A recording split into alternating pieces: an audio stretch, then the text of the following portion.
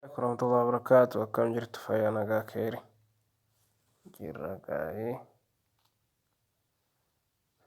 obboleeyyan keenya amma rokkeetii chaayinaan guyyaa lama dura gadhiifte hanguma ammaallee hawama kana kee burraaqaa jira. Kanatu isa jechamu rokkeetichi kana Afrikaadhaaf sodaa kan taa ture ammaaf Afrikaa bira darbee jira. Afrikaan as kan itti deemaa jiru biyya Austraaliyaa ammallee kan sodaachisu biyya Aasiyaa gama qarqara bahariirra jiran san fakkaataa jecha.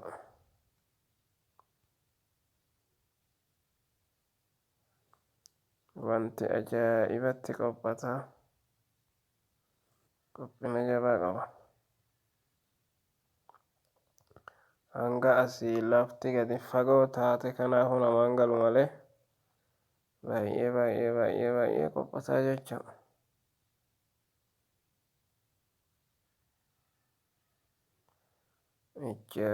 Ajaa'ibaati. Nama bade dhiiroo chaayinaa jalaa qotiyyoon badiidha.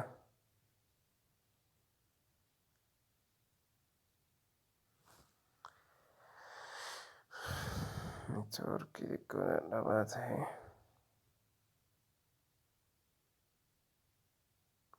Hanguma gaditti hiissaniin qophiin isaadhaa mul'ataa deema. Ammallee asitti bishaan baharii kana bakka tana hin kufa jedhamee yaadama. Quxurii jala lakkoofsa jala ta'e malee harama inuma kufa jedhamee eegama. As jecha bakkeen kun baharii yoo as kufe guddoo rakkina fiduu hin danda'u. Walaakinii biyya gogaarra kufee jennaan rakkinni isaadha rakkuma jecha miidhaa buusuu danda'a. Egaa takka olbonnee ilaaluure.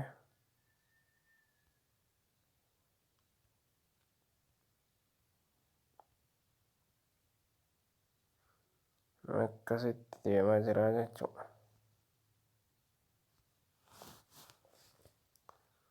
Amma kana qophataa jira. Yani biyya takkarraa daqiiqaa meeqa tura yoo jenne biyya takkarra darbuudhaaf inni yoo xiqqaate daqiiqaa 3 daqiiqaa 4 biyya takkarra deemaaf jechuudha. Biyya takkeedha yoo daqiiqaa 10 gahe qophina isaa waan baay'ee ta'eef jechuudha. Amma gaagartanii holqa takka guddifneeti qophina isaadhaa adda barree irraa deebinaa jecha. Akkuma guddisuun qophina isaa mul'ataa deema. Amma xiqqootti daballeeti. Qophina isaa barraa jecha. Amma akkam akka silaatii fi amma xoolii guddifneetuma qophina isaa barraa jecha. Amma sinii gala jeetii yaada baay'ee qophata halas.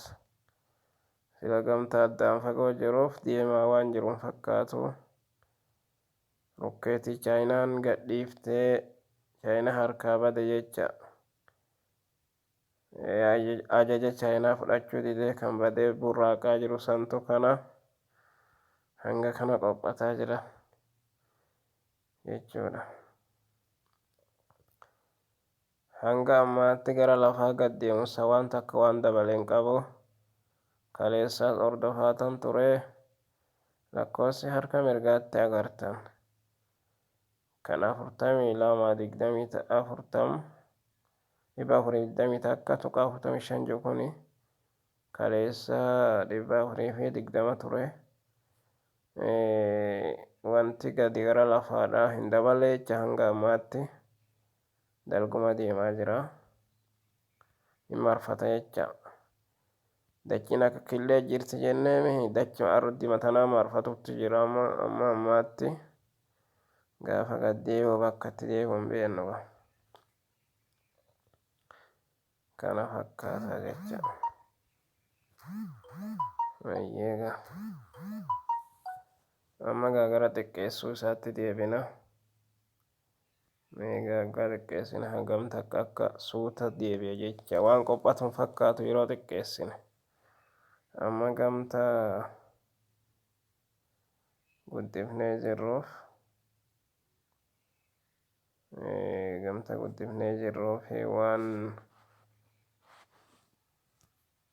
waan qophatu fakkaata malee baay'ee qophata inni hayyee.